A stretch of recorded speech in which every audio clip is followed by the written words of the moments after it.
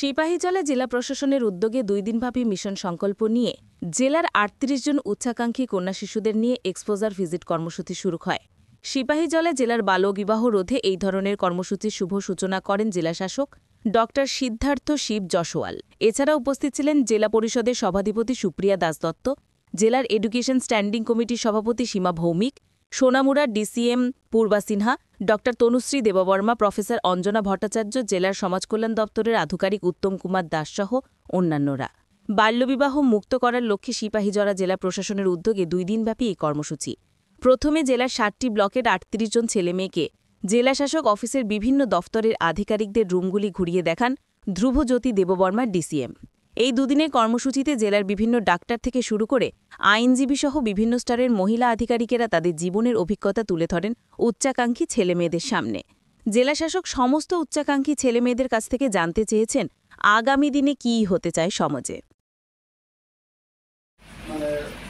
বাচ্চারা আছো, তারা একে একে তোমাদের নাম, বাড়ি কোথায় তোমরা বলবে এবং মাননীয় জেলাশাসক সিদ্ধার্থ শিব জয়সওয়াল মহোদয়, আমাদের মধ্যে আছেন চেয়ারপারসন CWC এবং मेंबर के जो पेरेंट्स हैं, मीडिया बंधु, आप सभी लोगों को मेरा नमस्कार। सबसे पहले तो मुझे ये देखकर बहुत खुशी हो रही है कि फील्ड में आप लोगों ने बहुत अच्छा काम किया है, जिसके कारण इतने सारे बच्चों का जो भविष्य है वो हम लोग कुछ हद तक सुधारने में सक्षम रहे हैं। उसके अलावा जो आज आप लोगों ने इतने सारे लोगों को मोबिलाइज किया है कि कॉन्फ्रेंस हॉल में जगह कम पड़ गई है, ये देखकर भी मुझे बहुत खुशी हो रही है। इसके लिए मैं धन्यवाद देना चाहूँगा डाइस महोदय और उनकी टीम का, DCPO मैडम का। आप सभी लोगों ने बहुत मेहनत किया है और सभी को यहाँ पे एकत्रित किया है। तो मैं इस बात से अपना बात शुरू करना चाहता हूँ कि हर किसी में তো আমরা শুরুতেই একটা জোরে হাততালি দেব নিজেদের জন্য যে আমরা একজন স্ট্রং গার্ল হিসাবে, স্ট্রং মানে আমরা শক্তিশালী, একজন ফ্রি গার্ল হিসাবে।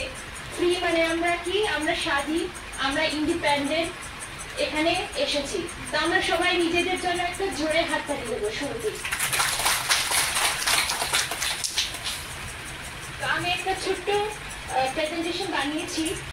আছে কি আমরা যদি এই পজিশনে চলে এসেছি তাহলে আমরা কি করবো, আমরা পড়াশোনা একটাই টুল আছে আমাদের, এটা পড়াশোনা, ঠিক আছে। যদি আমরা পড়াশোনা না করি আমরা আমাদের পায়ে দাঁড়াতে পারবো না।